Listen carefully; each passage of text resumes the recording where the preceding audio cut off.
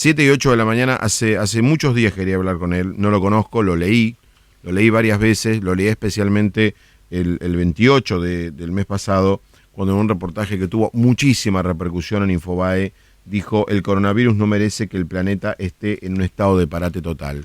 Él es Pablo Goldschmidt, es virólogo, vive en Francia, donde está haciendo la cuarentena. Pablo, muy buen día, Fabián Doman lo saluda. Muy buenos días, señor. Bien, Pablo, primero gracias por atendernos. Usted sabe que tuvo mucha repercusión esa entrevista, ¿no? ¿Le contaron? No sé. Muchísima repercusión no en sé. Argentina tuvo. Sé que tuvo, por lo que algunos compañeros de mi promoción me informaron, en Argentina hay gente que en vez de hacer una confrontación de argumento diciendo contra tal cosa estoy o por, y lo explican, hacen ataques personales, con lo cual dije, ¿para qué seguir respondiendo a la prensa? Sí, hay gente que no tiene todavía la capacidad, digamos, de este análisis democrático, de que si yo no estoy de acuerdo con un punto, discuto el punto y no ataco al individuo que lo expresa. Eso es lo que me pasó. Empecé a leer comentarios en los cuales, ¿usted qué se cree? ¿Cómo que me creo? No, yo expreso tal cosa. Si usted está de acuerdo o no está de acuerdo, explíqueme por qué. Y con gente civilizada, educada y democrática, adelantamos, pulimos un poco el saber. Pero cuando una opinión personal se transforma en un ataque al individuo que lo expresa porque no está de acuerdo con cierta manera que hay de apreciar la realidad actual de las enfermedades infecciosas, a pesar de tener 40 años trabajando y siendo virólogo, yo tengo derecho a expresarme y la gente puede estar o no de acuerdo con tal o tal punto, pero fue muy desagradable ver que hay todavía gente que no tiene cierta experiencia democrática o cierta experiencia del debate. El ataque es al individuo, no a la Coincido, Pablo, coincido en todo lo que dice, en todo. Hablemos digo, ahora de hecha esta aclaración que es muy oportuna. ¿Por qué dice usted que no tendríamos que el planeta le está dando, que es más importancia al coronavirus de la que tendría que tener? Sí, hubo modelos matemáticos que se hicieron en el Imperial College en Inglaterra, que tomaron en cuenta ciertos parámetros que no podemos charlar, porque no fueron criticados ni siquiera evaluados por nadie.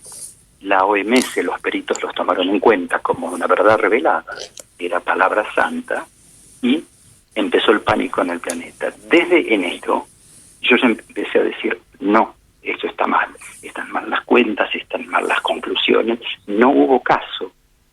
Y si usted quiere podemos ir en detalle. ¿Qué pasa? Sí, me interesa. Estos epidemiólogos hicieron varias cosas. Una es decir, ¿por qué metieron la pata? Si yo tomo 100 personas que entran al hospital porque tosen y tienen fiebre, ¿no es cierto? 10 personas están intubadas y ventiladas porque se complican y se mueren. ¿Yo puedo decir que la mortalidad es del 10%? No, es del 10% de los que yo interné, que son un porcentaje de los que estaban infectados de la población general. Entonces, se arma tal lío con cuentas mal hechas. Ahora, si yo digo, murieron 10, pero hubo 1000 infectados, la mortalidad es del 1%. ¿Cómo puedo saber cuántos infectados hubo si yo no tengo un test que me permitía a toda la gente que llegaba hacerle el análisis? Solo le hacía o los mantenían en el hospital a los que estaban mal. Entonces, desde el principio lo que hicieron en Wuhan fue con un pie metodológico. Lo que yo aconsejaría en este momento, que no se reúna ningún comité político en Francia o en Argentina o en ningún país, solamente con infectólogos. Tenemos, además en Argentina, porque yo cursé en Buenos Aires, gente que es brillante en bioestadística, gente que sabe hacer las cuentas bien, ¿sí? Y esa gente tiene que estar presente para validar o no validar lo que están diciendo en Ginebra. Pero no, hay líderes de opinión que son los que hace que llueva o que salga el sol y que en ese caso no se toma en cuenta análisis bioestadístico. Le voy a comentar un detalle. Sí. En China se decía que la mortalidad era altísima, que la mortalidad, la gente moría. Bueno, ¿qué hicieron después? Tomaron 70.117 personas a las cuales hicieron la reacción de polimerasa en cadena con la transcriptasa reversa, ¿sí? Que es el test que se hace para detectar la presencia del virus. Entre paréntesis, es un test limitado, al principio tenía 20% de falsos negativos, pero además hay gente que está infectada, que puede transmitirlo, pero el test no da. O el laboratorio no tiene a punto, o la calidad del test no es buena, o la muestra estaba mal tomada. Pero supongamos, sobre 70.117 personas, ¿sí? Ellos dijeron que la mortalidad era del 3,6%. La forma que lo modelizaron. No dice entonces, sería 3,6 de cada 100 que tienen test positivo. Después se dieron cuenta que había que hacer ajustes, porque hubo infartos, ACV y otro montón de enfermedades respiratorias con pneumococo, que era mucho más grave y anterior, con baja carga a lo mejor viral. Terminaron diciendo que ajustando estadísticamente la mortalidad es de 1,38. Pero esto fue después que se declararon los 11.000 primeros muertos. Y a partir de 11.000 muertos se declara pandemia y se cierra el planeta. Entonces usted ve que sin gente que tenga la formación en bioestadística, que pueda asistir como consultor o para dar su opinión, esto no tenía sentido. Ahora, sí, la gente que tenía, de los 70.000 positivos chinos, sí, o sea, iban al hospital, sí, claro, porque tenían fiebre y tosían. Ya había un viejo, porque no era la población general, pero bueno. Si tenía de menos de 60 años, la mortalidad era 3 en 1000 de los de menos de 60. Sí. 0,3% de los enfermos. Y de los más de 60, 6 en 100. Sí. Y de los más de 80, 13. Cuando vuelven a hacer las cuentas, le dicen, no, las cosas son distintas. ¿Cómo son distintas? Sí, hay 18% de muertos. ¿Cómo 18? Si usted me está diciendo, no, 18% de los que internamos. Quiere decir que hubo tal mezcla y tal falta de rigor. Pablo, acá estoy, por ejemplo, usted hace un cálculo que dice que en un momento se dijo que iba a haber 2.200.000 víctimas fatales en Estados Unidos, 500.000 en el Reino Unido, y que después dijeron que no, que en realidad iba a haber 20.000 personas en Gran Bretaña, hoy hay 7.000. Para que lo entienda la audiencia, usted dice que el coronavirus va a tener muchas menos víctimas fatales que la gripe A. Yo no sé si menos o más. Lo que pasa es que sería ilógico compararlo con la gripe A solamente, porque ahora para la A hay vacuna y la gente ahora se cuida. Lo que sí, hay menos muertos que el año pasado con respecto a todas las enfermedades respiratorias de origen viral. ¿Sí? Quiere decir que, por ejemplo, neumonías o tuberculosis. No, neumonías a neumococo. Sí. El año pasado hubo miles. Y tuberculosis en América Latina y América del Norte. En nuestro continente circulan 240.000 personas con tuberculosis, que tosen, que escupen y que hablan. Y eso fue el año pasado. Y este año debe ser lo mismo. Y nadie se puso barbijo y nadie cerró ningún país. ¿Sí? Ahora, ¿qué pasa?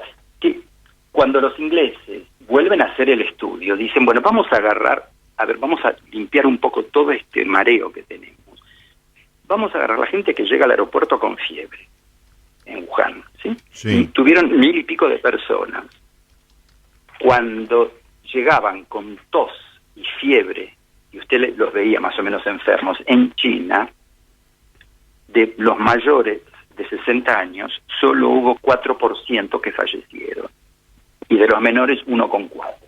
De los enfermos que estuvieron en contacto con gente enferma y que además estaban enfermos. A ver, el punto sería el punto sería que el mundo por una razón que ahora le voy a hacer la pregunta que en principio desconocemos, o por cálculos mal hechos desde el punto de vista matemático, por los virólogos, por los infectólogos, por la OMS, por el Imperial College. En un momento determinado se creyó que esto era, desde el punto de vista aritmético, más grave de lo que es.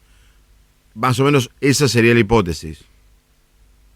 Sí, hubo dos modelos. Uno que lo hace el Imperial College y otro que lo hace la Universidad de Oxford. Son dos opuestos, hacen preguntas distintas. Uno dice cómo anda el virus y desde cuándo anda circulando. Y el otro dice cuánta gente muere. Cuando se mezcla la información y no hay en los grupos de OMS aparentemente bioestadísticos con análisis crítico de material y métodos de este trabajo, cuando llegaron a X cantidad de países, por ejemplo, si hay dengue en 10 países, hay dengue en 10 países y nadie dice nada. Si la OMS dice que a partir de 11 es pandemia, se declara pandemia. Sí. ¿Qué quiere decir? Pandemia no quiere decir cuánta gente está enferma, cuánta gente se muere y qué grave es la enfermedad. Pandemia quiere decir hay muchos países con gente infectada con este agente. Mientras tanto, se cierra las fuentes de trabajo, la gente se queda sin trabajo, la gente mayor en terapia intensiva y mucha gente muere, una locura absoluta en todos los hospitales, por un pánico que tiene que ver con este tipo de análisis que está mal hecho y que yo soy por ahora el único que lo denuncia, pero con pruebas científicas. Ahora, Pablo, le hago le hago esta última consulta, Pablo. ¿No tiene que ver también la preocupación de la OMS y de los gobiernos con sistemas sanitarios que no pueden absorber una cantidad importante de enfermos respiratorios de más de 60 años en un mismo mes?